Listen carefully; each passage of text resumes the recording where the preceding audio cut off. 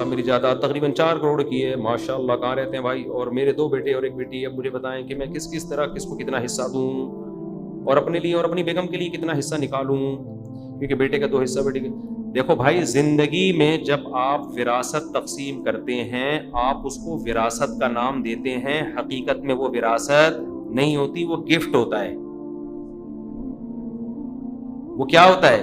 وراثت مرنے کے بعد ہوتی ہے, زندگی میں وراثت نہیں. ایک مثال دیتا ہوں, آپ مر گئے اور آپ نے وراثت میں 3 روٹیاں چھوڑی, ایک مثال سمجھانے کے لیے. کتنی روٹیاں چھوڑی؟ روٹی چھوڑو, پراٹھے میں مزہ آتا ہے. 3 پراٹھے چھوڑے, 3 تازہ پراٹھے آپ نے منگوائے تھے ہوٹل سے, اور دیکھ کے خوشی میں آپ مر گئے. کیا اور کیا کرارے دیسی گھی کے خوشی سے آپ کا انتقال ہو گیا. آپ کے وارثوں میں 1 بیٹا اور 2 بیٹیاں ہیں, سوری 1 بیٹا اور 1 بیٹی ہے, اور کوئی کچھ چھوڑا ہی نہیں آپ نے. اتفاق فرض کر لو, فرض کرنے میں گورنمنٹ نے کوئی پابندی, لوگ کہیں گے ایسا کیسے ہو سکتا ہے, گھر تو ہوگا. فرض کر لو یار, کچھ بھی نہیں تھا, جنگل میں رہ رہے تھے. تو شریعت کیا کہتی ہے؟ 2 پراٹھے بیٹے کو دے دو, 1 پراٹھا, بولو نا, کیونکہ وراثت چھوٹی بڑی چیز سب میں جاری ہوتی ہے. آپ یہ کہہ کے وراثت نہیں کہ پراٹھے ان میں کیا وراثت, ہر چیز مما قل منہ او کثر, قرآن کہہ رہے تھوڑی چیز ہو یا زیادہ ہو, سب میں وراثت جاری ہوگی. ٹھیک ہے نا؟ 2 پراٹھے کس کو دے دیے؟ بیٹے کو. 1 پراٹھا بیٹی کو, ہو گئے. لیکن آپ نے کیا کیا؟ 3 پراٹھے آئے, آپ خوشی سے مرے نہیں. آپ نے کہا میں وراثت میری یہی ٹوٹل 3 پراٹھے بنتی ہے, تو میں اپنے بیٹے اور بیٹیوں میں اس کو زندگی میں ہی ڈیوائڈ کر دیتا ہوں. آپ نے بیٹے کو 2 پراٹھے دیے, بیٹی کو 1. بیٹی کو غصہ آئے گا کہ نہیں آئے گا؟ بولو. ابا جتنا پیٹ میرا ہے اتنا ہی اس کا ہے, جتنی بھوک مجھے لگ رہی ہے اتنی ہی. ایسے موقع پہ یہ عمل ظلم کہلائے گا. کبھی زندگی میں دیکھا ماں باپ بیٹے کو زیادہ کھلا رہے ہوں اور بیٹی کو کم؟ ظلم ہے کہ نہیں ہے؟ زندگی میں جو آپ دیں گے نام آپ اس کو وراثت کا دیں, لیکن شریعت اس کو وراثت نہیں کہتی, اس کو گفٹ کہتی ہے. اور گفٹ کے بارے میں شریعت کا اصول یہ ہے کہ عام حالات میں برابری ضروری ہے اولاد میں. حدیث میں آتا ہے اعدلوا بین اولادکم یا فی اولادکم, اپنی اولاد میں کیا کرو؟ بولو, عدل کرو. اس میں آپ یہ نہیں کر سکتے کہ بیٹا ہے تو 2 پراٹھے, بیٹی ہے تو 1 پر. نہ, وہ کہے کہ میں بیٹی ہوں تو مجھے 1 کیوں دے رہے ہو؟ آپ اس کو 100 دفعہ وراثت کا نام دو. ایسے تو ماں باپ جو کچھ کر رہے ہیں اس میں وراثت کا نام دے کے ڈبل اس کو دے دیں, آدھا اس کو. عید پہ آپ 2 کپڑے بیٹے کے لیے بنواتے ہو اور 1 بیٹی کے لیے, ایسا کرتے ہو؟ بولو نا, کیا ہو گیا بھائی؟ عید پہ اس کے لیے بھی گھر میں 1 اور اس کے لیے بھی گھر میں 1. اگر 2 بن رہے ہیں تو اس کے لیے بھی 2, اس کے لیے بھی 2. تو اسی طرح ہر چیز میں نارملی شریعت کا حکم یہ ہے کہ اولاد میں برابری. ہاں ایسا ہو سکتا ہے کہ آپ نے 3 پراٹھے منگوائے, 1 بیٹا اور 1 بیٹی. آپ کو پتا ہے بیٹی نے رات پیٹ بھر کے کھانا کھایا تھا اور بیٹے کو رات کو کھانا نصیب نہیں ہوا تھا, یہ 2 ٹائم کا بھوکا ہے. اس بیس پہ آپ بیٹے کو 2 پراٹھے دے سکتے ہو, اور اس میں بیٹی کو اعتراض بھی, بولو نا, نہیں ہو.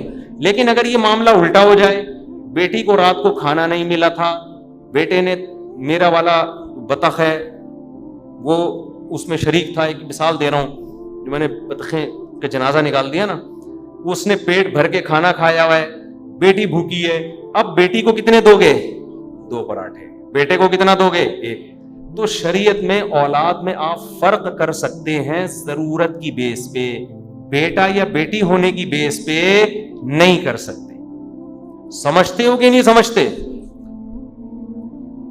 ایک تو اس بیس پہ. دوسرا, دینداری کی بیس پہ بھی کر سکتے ہو کہ اگر میں نے اس کو زیادہ پیسے دے دیے یہ شراب کباب میں اڑائے گا, نالائق ہے. یہ بیٹا نیک ہے, اس کو دے دیے تو یہ فرما بردار ہے, نیک آدمی ہے.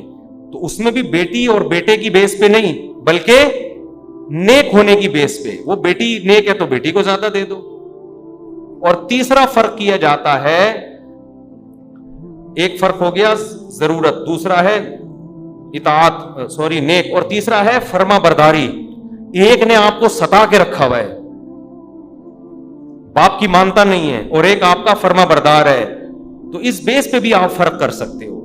اب بیٹی خدمت زیادہ کر رہی ہے, آپ نے کہا یار اس بیٹی نے میری بہت خدمت کی ہے, یہ لو بھائی بیٹی تمہیں یہ زیادہ, اور یہ نالائق کبھی پوچھتا نہیں ہے اس کو کم دے دو. زندگی میں یہ کر سکتے ہو, وصیت نہیں کر سکتے. خوب سمجھ لو کہ میں مر جاؤں تو اس والے کو زیادہ دے دینا, اس والے کو کم. نہ مر گئے تو اب آپ کے اختیارات ختم. اب اللہ درمیان میں آئے گا, اللہ کہے گا میں اپنی مرضی سے دوں گا, اب تمہارا, تم تو جاؤ قبر میں اللہ اللہ کرو وہاں بیٹھ کے, فرشتوں کے سوالات کے جوابات دو کہ یہ کمائے 2 پراٹھے منگوائے کہاں سے, یہ 3 پراٹھے کی جو باتیں کر رہے ہیں, یہ تیرے پاس پیسہ آیا کہاں سے, اس کا حساب دے. کھا وہ رہے ہوں گے پراٹھے, حساب کون دے رہا ہوگا, آپ دے رہے ہوگے. تو اس بیس پہ آپ فرق کر سکتے ہیں. وصیت نہیں کر سکتے کہ میرے مرنے کے بعد یہ کر دینا, لوگ اکثر مجھ سے آ کے پوچھ رہے ہوتے ہیں کہ مفتی صاحب میرے ابا کی چاہت تھی کہ یہ والا مکان مجھے ملے, اسی چاہت میں دنیا سے چلے گئے, سب کو پتا ہے لہذا یہ میرا ہے. میں کہوں چاہت تو دور کی بات, لکھ کے بھی اسٹیمپ پیپر پہ چلے جاتے ہیں نا, آپ کو ملے گا تو بھی آپ کو نہیں ملتا. اسی وقت آپ کو دے دیتے اور ہینڈ اوور بھی کر دیتے.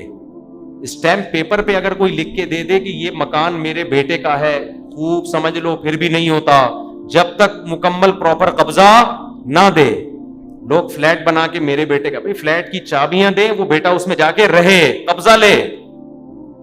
اگر کرائے کا مکان ہے, باپ نے کہا آج سے یہ مکان تیرا ہے, نہ قبضہ بیٹے کا ضروری. اس میں کرائے کے مکان میں قبضہ کیسا ہے, اب کرایہ بیٹا لینا شروع کر دے. ڈیلنگ کون شروع کر دے, بیٹا. یہ نہیں کہ کرایہ دار کو کک آؤٹ کر کے نکال دیں آپ. سارے یعنی پراپر اختیارات آ جائیں. ڈاکومنٹیشن کافی, بے شک ڈاکومنٹیشن نہ ہو, آپ اپنے نام مکان رکھیں, لیکن مکمل اختیارات اس کو دے دیں گے تو وہ اس کا قبضہ شمار ہوگا. سمجھتے ہو یہ مسائل بار بار بیان کر رہے ہیں, لیکن لوگوں کی کھوپڑی میں یہ مسائل آ نہیں رہے ہیں, لڑتے ہیں پھر بعد میں وراثت پہ بہت اٹک پٹک ہوتا ہے. میرے ابا کی تو یہ خواہش تھی, میری اماں کی, میں نے کہا وہ خواہش تھی, وہ چلے گئے دنیا سے, ان کے لیے استغفار پڑھو, اب نہیں. اور یہ بھی خوب سمجھ لو, جس مرض میں ابا کی موت ہو جائے اس مرض میں بھی ابا کے تصرفات نافذ نہیں ہوتے. مثال کے طور پر ابا بیمار ہو گئے, ہاسپٹل میں ایڈمٹ, شوگر بہت بڑھ گئی یا کوئی اور مسئلہ ہو گیا, اب ایڈمٹ ہے. اب ابا کو اندازہ ہو گیا بھائی بچ بھی سکتا ہوں اور انا للہ بھی ہو سکتا ہے. اب ابا نے کہا, بیان سنا ہوا تھا مفتی صاحب کا کہ یار زندگی میں جو دے دیا تو دے دیا, لہذا فوراً ابا نے کہا یہ والا پلاٹ میرے فلاں بیٹے کو دے دو, اور ابا کا انتقال ہو گیا. شریعت کہتی ہے اب یہ تصرف, کیونکہ مرض موت کے احکام ایسے ہی ہیں جیسے, کیونکہ اسلام اس کو کہتا ہے کہ اس کا مطلب اب تم وارثوں کو محروم کرنے کے لیے کر رہے ہو. تمہیں پتا ہے میں مرنے والا ہوں تو اب دائیں کر رہے ہو, اب اللہ نے جو وارثین کا حق رکھ دیا اس میں گڑبڑ کر رہے ہو. تو یہ کام کرنا ہے بالکل صحت کی حالت میں, انا للہ ہونے سے پہلے. کیا ہو گیا بھائی جان؟ دیکھو انگریزوں کے ہاں کوئی اصول نہیں, انگریز کہتا ہے جو مرضی کرنا ہے کرو, اولاد کو دینے دو, نہیں دینے کتے کو دے دو. اسلام کہتا ہے نہیں بھائی, اولاد کو آپ محروم نہیں کر سکتے. تو زندگی میں آپ تصرف کریں. مرض موت جسے کہا جاتا ہے, وہ مرض جس میں آپ کی موت واقع ہو جائے, اس میں بھی کچھ سخت احکامات ہیں شریعت کے, تصرفات ایسے نافذ نہیں ہوتے.